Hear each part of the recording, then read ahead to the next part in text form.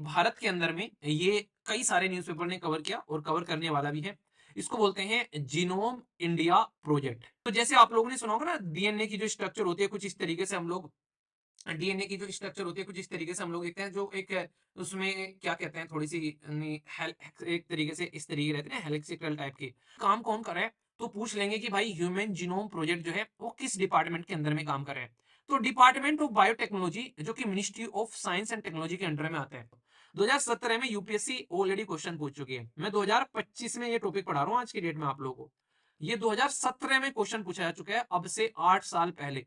और आज भी मैं बात कर रहा हूं आप लोगों से, यहाँ पर जीनोम सीक्वेंसिंग के बारे में क्वेश्चन पूछ लिया। भारत के अंदर में ये कई सारे न्यूज़पेपर ने कवर किया और कवर करने वाला भी है। इसको बोलते हैं जीनोम इंडिया प्रोजेक्ट। ठीक है, तो जीनोम इंडिया प्रोजेक्ट क्या है यहाँ पर, क्यों यहाँ पर प्राइम मिनिस्टर मोदी साहब जो है वो रिसेंटली अभी इसके बारे में बात करते हुए पाए गए, और क्यों यहाँ पर इसको लेकर हम लोग आज से नहीं पहले से ही हम लोग बात कर रहे हैं। ठीक है, तो इसको पूरा समझेंगे, इस प्रोजेक्ट का मतलब क्या है, और क्योंकि जैसे कोविड 19 और अभी आप लोगों ने एचएमपी वायरस जैसी चीजें देखी, तो ये सारी की सारी चीजें किस तरीके से लेकर चल सकते हैं। तो सबसे पहले तो इसमें हम लोग बात करेंगे कि ये जीनोम है क्या, क्योंकि सबसे पहले तो ये वर्ड का ही आप लोगों को पता होना चाहिए यहाँ पर। तो ये जो जीनोम है यहाँ पर, जीनोम बेसिकली अगर शॉर्ट फॉर्म में बताऊं मैं आप लोगों को, ये एक सेट ऑफ डीएनए है। डीएनए होता है कि इंसान कहते हैं कि ये अपने माँ बाप जैसा है, तो डीएनए को बोलते हैं यहाँ पर डीऑक्सी राइबोन्यूक्लिक, ठीक है, एसिड। तो यहाँ पर ये आप लोगों का जो डीएनए होता है कि माँ बाप से डीएनए इसका मिलता है, डीएनए चेक करा लो, आप लोगों ने सुना होगा। तो ये उसका एक कंप्लीट सेट होता है। तो डीएनए का कंप्लीट सेट जो होता है उसको जीनोम बोलते हैं। उसको अगर हम लोग चेक करेंगे, उसका फायदा क्या है, मान लीजिए कोई एक इंसान है जिसका नाम है ए। ठीक है, ए इंसान है जिसका नाम है ए क्यों लेना, टी टू है। ठीक है तो टी टू है, तो टी टू को यहाँ पर कोई बीमारी है मान लीजिए, ठीक है, एक्स नाम की कोई बीमारी है। अब टी टू को ये बीमारी हो गई, और ये बीमारी जो है टी टू से आगे टी टू के बच्चे में चलेगी। तो यहाँ पर ये जो बीमारी है इसका मतलब जेनेटिकली ट्रांसफर्ड बीमारी हो गई, यहाँ पर ये टी टू से टी टू के बच्चे में चलेगी यहाँ पर। तो अगर हम लोग यहाँ पर एक सेट जो जीनोम है अगर उसकी स्टडी करें यहाँ पर, तो जैसे आप लोगों ने सुना होगा ना, डीएनए की जो स्ट्रक्चर होती है कुछ इस तरीके से हम लोग डीएनए की जो स्ट्रक्चर होती है कुछ इस तरीके से हम लोग देखते हैं, जो एक उसमें क्या कहते हैं, थोड़ी सी एक तरीके से इस तरीके रहते हैं हेलिक्सिकल टाइप की। अगर मान लीजिए इतना प्रोडक्ट जो है डीएनए का, इतना पोर्शन जो है वो खराब है, जिसकी वजह से बीमारी फैल रही है। आज की डेट में इसमें यूपीएससी प्रीलिम्स में क्वेश्चन पूछ चुके हैं इसके बारे में, कि भाई इसको कट करके निकाल दो यहाँ से, और यहाँ पर एक जो अच्छा डीएनए का पोर्शन है वो लाकर चिपका दो यहाँ पर। तो इससे क्या होगा, उस बीमारी को यहाँ पर खत्म किया जा सकता है। और उससे पहले आप लोगों को डीएनए को समझना पड़ेगा। तो जीन कटिंग टेक्नोलॉजी के ऊपर नोबेल प्राइज तक मिल चुका है आज की डेट में। तो ये कहीं ना कहीं हमारे देश के अंदर में भी कई सारी ऐसी बीमारियां हैं जिनके ऊपर में हम लोग काम कर सकते हैं, पर लेकिन सबसे पहले उसके लिए हमारे पास में डेटा होना चाहिए। तो यहाँ पर एक साइंटिफिक एक इनिशिएटिव है जो कि ह्यूमन जीनोम प्रोजेक्ट, जिसको शॉर्ट फॉर्म में बोला जाता है HGP। तो ह्यूमन जीनोम प्रोजेक्ट 2020 में स्टार्ट किया गया, क्योंकि 19 में 20 में कोविड 19 ने कहानी खराब कर दी। तो जब कोविड 19 ने कहानी खराब कर दी, तो यार कुछ ना कुछ उसका सोल्यूशन निकालना पड़ेगा। तो हमारे देश के अंदर भी लगा कि हाँ यार इसके ऊपर में काम करते हैं, और इस प्रोजेक्ट को लेकर आया गया। तो इससे क्या करेंगे, इससे फायदा ये होगा कि जेनेटिक जो वेरिएशन होते हैं एक इंसान में, कि भाई पहले कैसा था फिर कैसा आ रहा है, कोई बीमारी हो रही है अगर इसकी वजह से हमारे शरीर के अंदर में, हमारी पॉपुलेशन के अंदर में, तो यहाँ पर जो भी जेनेटिकली डाइवर्स दुनिया है, भाई हमारे जीन्स कैसे हैं आप लोग खुद देख लो, जीन्स में चेंज नजर आ जाएगा। नॉर्थ इंडिया के लोगों को साउथ इंडिया के साथ में कंपेयर कर लो, या नॉर्थ ईस्ट लोगों के साथ में कंपेयर कर लो, तो देखना हाइट, कलर, उनकी बॉडी के एक तरीके से स्ट्रक्चर, सब में चेंज आप लोगों को नजर आ जाएगा इमीडिएटली। तो ये एक पर्टिकुलर इंसान किस पर्टिकुलर एक तरीके से एरिया में रहता है, उसकी ज्योग्राफी भी कहीं ना कहीं उसके ऊपर में इंपैक्ट डालती है। तो दुनिया में इसीलिए अलग अलग तरीके से, अलग अलग बॉडी स्ट्रक्चर के, अलग अलग हाइट के, अलग अलग कलर के, अलग अलग तरीके के लोग आप लोगों को यहाँ पर नजर आते हैं। तो अगर हम लोग सबको अंडरस्टैंड करें, एक सेट बनाए चीजों का, और ये सोचे कि भाई साहब ये जो लोग हैं जो खासकर साउथ इंडिया में रहते हैं, भाई साहब इन लोगों को किस तरीके की बीमारी लगती है, नॉर्थ इंडिया में लोग रहते हैं उनको कैसी बीमारी लगती है, नॉर्थ ईस्ट में जो लोग हैं उनको क्या बीमारियां हो रही हैं, और यहाँ पर जो वेस्ट साइड में जो लोग हैं उनको क्या बीमारियां हो रही हैं, सेंटर में बीमारियां क्या हो रही हैं। तो हम लोग अगर लोगों के जीन इकट्ठे करेंगे, उनका एक सेट बनाएंगे, तो कल को चलकर अगर कोई ऐसी बीमारी आ रही है जो कि हम लोग आसानी से आइडेंटिफाई कर सकते हैं, उसका सोल्यूशन भी निकाल सकते हैं, वो तभी पॉसिबल हो पाएगा जब हमारे पास में इनका सबका डेटा रहेगा। तो कहीं ना कहीं हम लोग प्रिडिक्ट कर पाएंगे पहले से ही कि हाँ ये चीजें हैं। मतलब ऐसे समझो, किसी एरिया में जैसे बिहार के अंदर में कोसी जो है वो बिहार में बाढ़ लेकर आती है, कई सारे लोगों की जान लेकर जाती है। अब पता है यार ये रिवर है, बारिश होगी, इसमें पानी भरेगा तो बाढ़ आएगी, ये सबको पता है। तो ये चीज़ें आप लोग यहाँ पर समझ सकते हो। तो इसीलिए यहाँ पर आप लोग याद रखना इस चीज़ को लेकर कि आप लोग किस तरीके से चीज़ों को लेकर चलोगे, ठीक है? कि भाई साहब यहाँ पर अगर आज की डेट में हमारे पास में डेटा रहेगा तो हम लोग चीज़ों को इम्प्रूव कर पाएँगे कि भाई यहाँ पर बाढ़ आती है, इससे बाढ़ आती है, इतना पानी आता है, तो सॉल्यूशन निकाल सकते हैं। ऐसे ही यहाँ पर जीन्स का सेट बनाने की कोशिश की जा रही है हमारे देश के अंदर में और ये काम कौन कर रहा है? तो पूछ लेंगे कि भाई ह्यूमन जीनोम प्रोजेक्ट जो है वो किस डिपार्टमेंट के अंदर में काम कर रहा है? तो डिपार्टमेंट ऑफ बायोटेक्नोलॉजी जो कि ministry of science and technology के अंडर में आता है, ठीक है? याद रखना वो आप लोगों को बोल देंगे कि ministry of health and family welfare के अंडर में आता है। पहली स्टेटमेंट वही होगी क्योंकि आप लोगों को लगेगा यार हेल्थ के बारे में बात चल रही है तो कहीं ना कहीं यही देखेगा इंसान, यही मिनिस्ट्री देखेगी। पर लेकिन ये है यहाँ पर स्टडी करने वाली बात यहाँ पर। तो इसमें क्या रहेगा, इसमें कहीं न कहीं हम लोग ये समझ पाएँगे कि पर्टिकुलर इंसान का जो डीएनए है वो कैसा है, उसके जेनेटिक्स में क्या-क्या वेरिएशन है यहाँ पर, ठीक है? उसका जो जो इंडियंस है, पर्टिकुलर जो इंसान यहाँ पर, उसके जीन में क्या-क्या मिसिंग है, क्या-क्या वेरिएशन है, नॉर्थ या कौन से रीजन में क्या-क्या चीज़ें चल रही हैं।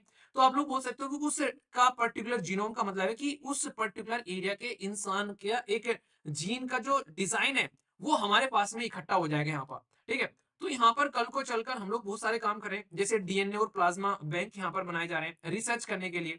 तो सरकार इन चीजों को फ्यूचर ओरिएंटेड कर रही है। अभी फिलहाल के टाइम पर वेस्टर्न वर्ल्ड में इसमें बहुत काम किए जा रहे हैं, ठीक है? वेस्टर्न वर्ल्ड में बहुत सारी ऐसी चीजें की जा रही है जो अभी हम लोग जस्ट इनिशियल फेज पर है। तो जीनोम सीक्वेंसिंग जो प्रोजेक्ट है उसमें यहाँ पर इसीलिए काम किए जा रहे हैं, अलग अलग एथनिक कम्युनिटी यानी कि अलग अलग एरिया के लोगों को इकट्ठा किया जा रहा है कि भाई साहब किस तरीके से इनका डेटा जो है वो हम लोग इकट्ठा कर सकते हैं। तो सरकार इसमें बहुत सारे इंपॉर्टेंट इनिशिएटिव ले रही है, ठीक है? तो ये पॉइंट आप लोग यहाँ पर याद रखेगा। अभी इसी को लेकर अगर मैं आप लोगों से बात करूं तो यहाँ पर आप लोगों को देखने को मिलेगा, इन्होंने बोला है कि अभी प्रोजेक्ट जो है सक्सेसफुली 10,000 सैंपल लगभग 99 एथनिक ग्रुप जो अलग अलग तरीके से जो अलग अलग रीजन में लोग रहते हैं उनका डेटा ये इकट्ठा कर चुके हैं, ठीक है? तो इससे क्या होगा, एक डेटाबेस आ जाएगा हमारे पास में यहाँ पर। ये डेटाबेस जो रहेगा ये इंडियन बायोलॉजिकल डेटाबेस रहेगा कि भाई साहब हाँ इसके रेफरेंस में हम लोग को अब रिसर्च करनी है, ठीक है? इससे हम लोग पब्लिक हेल्थ को सही तरीके से डील कर पाएंगे। अब आप लोग ये सोचो, इसमें समझने की कोशिश ये समझो आप लोग यहाँ पर, एक इंसान है जो शहर में रह रहा है सिटी के अंदर में, एक इंसान जो गांव में रह रहा है यहाँ पर, अगर दोनों को कोविड 19 की बीमारी लगे एक ही इंटेंसिटी की, तो क्या दोनों लोगों के हेल्थ पर एक ही इंपैक्ट पड़ेगा? गांव वाला उसको झेल जाएगा या शहर वाला झेल जाएगा? आप लोग खुद सोच के देखो यहाँ पर। तो यहाँ पर इंसान का रहन सहन खान पान कैसा है, उसी के बेसिस पर उसका इम्यून सिस्टम जो है वो रिएक्ट करता हुआ नजर आता है और उसका इम्यून सिस्टम कैसा चलेगा उसी के बेसिस पर हम लोग चीजें जो है वो यहाँ पर सही से लेते हुए चलते आएंगे। तो जेनेटिक इंसाइट्स अगर हमारे पास में रहेगी तो कल को चलकर अगर कुछ भी जरूरत पड़ रही है, हम लोग को स्टडी करनी है या फिर कोई किसी चीज को लेकर मेडिसिन बनानी है, तो इससे कल को चलकर बाहर वाली कंट्री के ऊपर में डिपेंडेंट नहीं होना पड़ेगा हम लोग को। हमारे पास में डेटा रहेगा, खुद की मेडिसिन हम लोग बना सकते हैं अपने देश के लोगों के हिसाब से, ये चीजें समझ सकते हैं।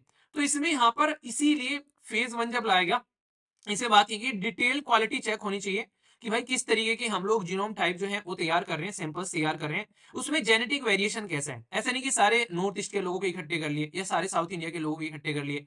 तो इंडियन पॉपुलेशन का वेरिएशन होना चाहिए इसमें कि किस तरीके के लोग जो है वो किस एरिया में पाए जाते हैं, क्योंकि हर एक एरिया में लोगों का रहन सहन खान पान सारा अलग है।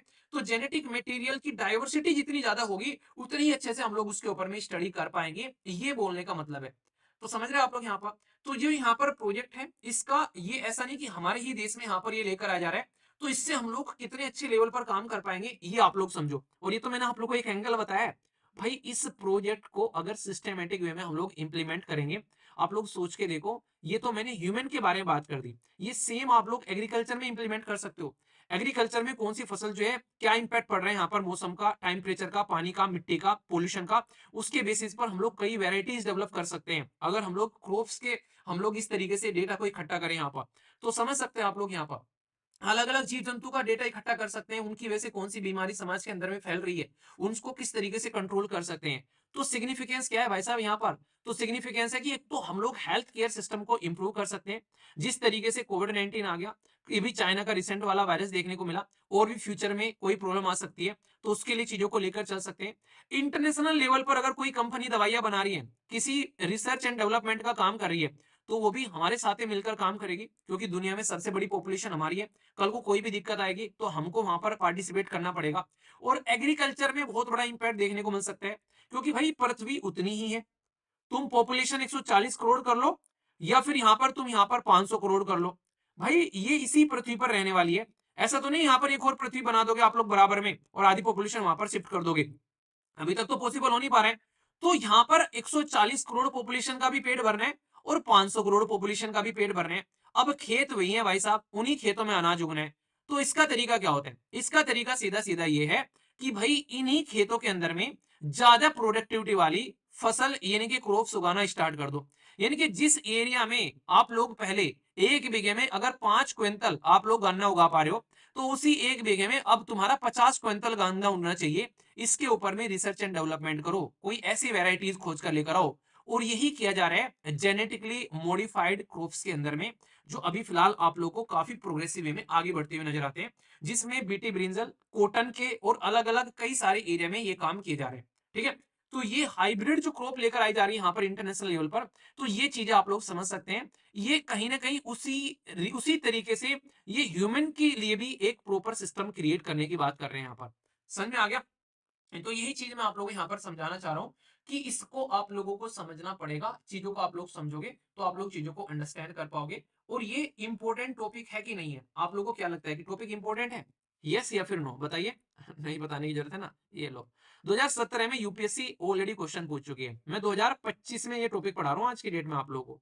ये 2017 में क्वेश्चन पूछा जा चुका है, अब से 8 साल पहले।